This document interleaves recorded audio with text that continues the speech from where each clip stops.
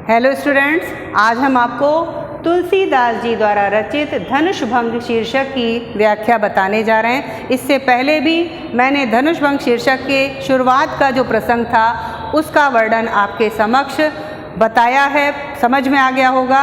आज हम इस शीर्षक में ये देखते हैं इस वाले पार्ट को कि जिसमें तुलसीदास जी ने बताया है कि जब श्री राम मंच पर धनुष भंग करने के लिए पहुंचते हैं तो सभा में बैठे हुए लोगों के मन की क्या स्थिति है, सीता जी की माता के क्या मनोभाव हैं, इन्हीं सभी का चित्रण है। तुलसीदास जी के बारे में सभी को पता है कि भक्ति, वात्सल, श्रृंगार हर भाव पर इन्होंने अपनी लेखनी चलाई है और जो हिंदी के 9 रस हैं इन सभी रसों का परिपाक रामचरितमानस में किया है। तो हम लोग इसमें देखते हैं क्या कहते हैं तुलसीदास जी।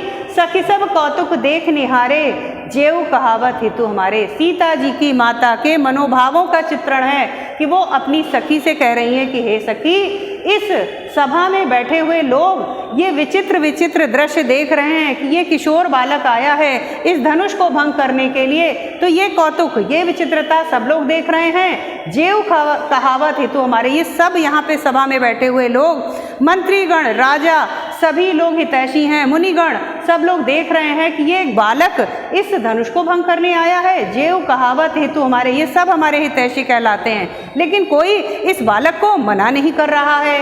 को न बुझाई कहे गुरु पाही, ए बालक असिहट बलनाई। यहाँ पर पूरा भाव व्यक्त हो गया है कि सीता जी की माता अपनी सखी से कह रही है कि इस बालक के द्वारा इस प्रकार का हट करना, उद्दंडता करना उचित नहीं है।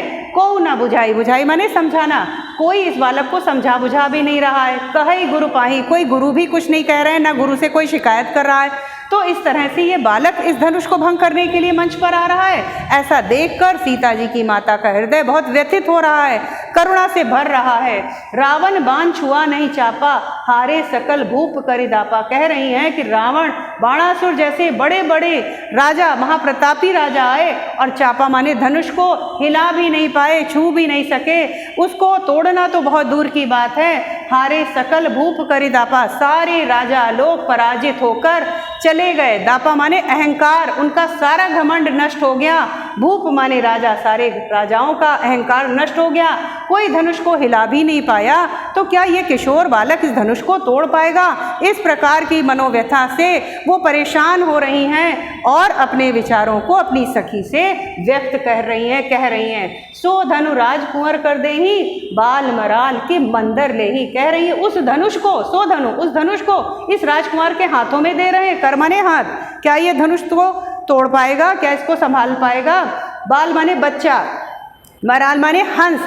ऐसा लग रहा है कि हंस का एक छोटा सा बच्चा है जो यहाँ पर मंच पर आ गया है और वो मानो किसी बहुत बड़े मंदिर को, बहुत बड़े पर्वत को उठाने की चेष्टा कर रहा हो। मंदिर माने गुफा भी होता है, मंदिर माने पर्वत। यहाँ पे पर्वत की बात करते हैं कि मानो हंस का एक छोटा सा बच्चा वो पर्वत उठाने की चेष्टा कर रहा हो। उसी प्रकार से ये किशोर मानो इस धनुष को तोड़ने आया है, तो लग रहा बहुत छोटा है। ठीक है। भूप सयानप सकल सिरानी, बड़े बड़े राजा, भूप माने राजा, सयानप माने चतुर, विद्वान, एक से एक विद्वान, चतुर राजा सारे समय को, सिराना माने बिताना, अपने समय को बिताकर नष्ट करके चले गए और धनुष को नहीं तोड़ पाए। सकल माना सारा, सकल माने सारा और सिरानी माने बीतना, सारे समय को बिताकर चले गए। सखी विधि गति कछु जात न जानी। तब जाकर सीता जी की माता की जो सखी है वो समझाते हुए कहती कि हे सखी, आप परेशान ना होइए। विधाता, विधि माने विधाता, ब्रह्मा के मन में क्या हो सकता है इसके बारे में कुछ कहा नहीं जा सकता। विधाता ब्रह्मा की स्थिति क्या वो बदल दें, कैसा वो सारा परिणाम बदल दें, इसके बारे में कुछ भी कहा नहीं जा सकता है कि क्या परिवर्तन आ सकता है। कहाँ कुंभज कहाँ सिंधु अपारा। तब वो कुछ दृष्टांत बताती है सीता जी की माता को कि कहाँ कुंभज, कहाँ सिंधु अपारा, कहाँ राजा कुंभज थे और उन्होंने सारे समुद्र को सुखा दिया था। सोशिव सुजस सकल संसारा। सुजस माने सुंदर यश, सोशिव माने सुखा देना, सकल माने सारा।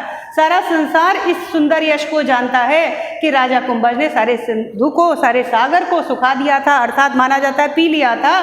तो कुछ कहा नहीं जा सकता है कि कौन छोटा, देखने में बहुत कम छोटा, मतलब अजीब सा लग रहा है, छोटा सा है, उसका प्रभाव बहुत कम लग रहा है, लेकिन वो कितना प्रतापी हो सकता है इसके बारे में कहना बहुत मुश्किल है। इस तरह से सीता जी की माता की जो सखी हैं वो उनको समझा रही हैं। फिर और दृष्टांत देती है, रवि मंडल देखत लघु लागा। जिस प्रकार से सूर्य जब निकलता है तो उसका गोला बहुत छोटा सा प्रतीत होता है, एक लाल छोटा सा गोला लगता है। उदय तासु त्रिभुवन तम भागा, लेकिन उसके उदित होते ही त्रिभुवन माने तीनों लोकों का अंधकार समाप्त हो जाता है। इसलिए किसी को भी देखकर ये नहीं समझना चाहिए कि वो कितना प्रतापी है अथवा नहीं। तो इस तरह से वो दृष्टांत बताती हैं।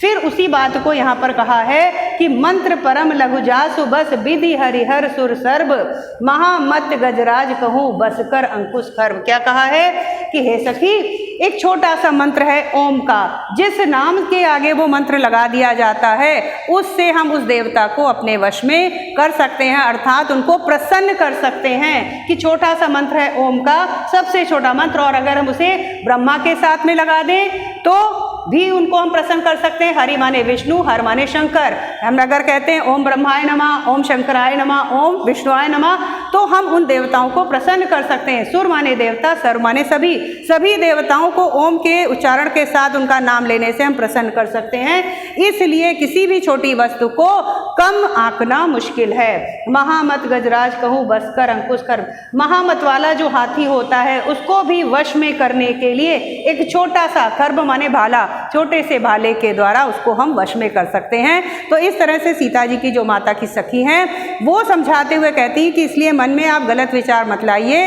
ये देखने में किशोर लग रहे हैं लेकिन इस धनुष को भंग करने में हो सकता है यही सफल हो जाएं, तब जाके सीता जी की माता के मन की जो व्यथा है वो समाप्त होती है। अब हम बात करते हैं इसके काव्य का सौंदर्य की। तो जैसा कि आप जानते हैं रामचरितमानस पूरा अवधी भाषा में लिखा गया है, तो भाषा आपकी अवधी हो जाएगी। ये ऊपर की चौपाइयाँ हैं, ये दोहा है। तो छंद की बात करें तो इसमें दोहा और चौपाई छंद आप दोनों लिखेंगे। यहाँ पे शांत रस और श्रृंगार रस दोनों रहेगा, प्रसाद गुण देंगे। पूरे में प्रबंध काव्य शैली रहेगी। यहाँ पे आपका उपमा अलंकार आया है, ऊपर अनुप्रास अलंकार आया है, तो कई जगह पे उपमा और अनुप्रास अलंकार हैं। शब्द शक्ति की बात करें तो अविधा और लक्षणा शब्द शक्ति रहेगी। तो इस तरह से आप इसमें पूरा काव्य सौंदर्य लिखेंगे। तो ओके स्टूडेंट्स, मेरे विचार से आज के लिए इतना काफ़ी है। Thank you.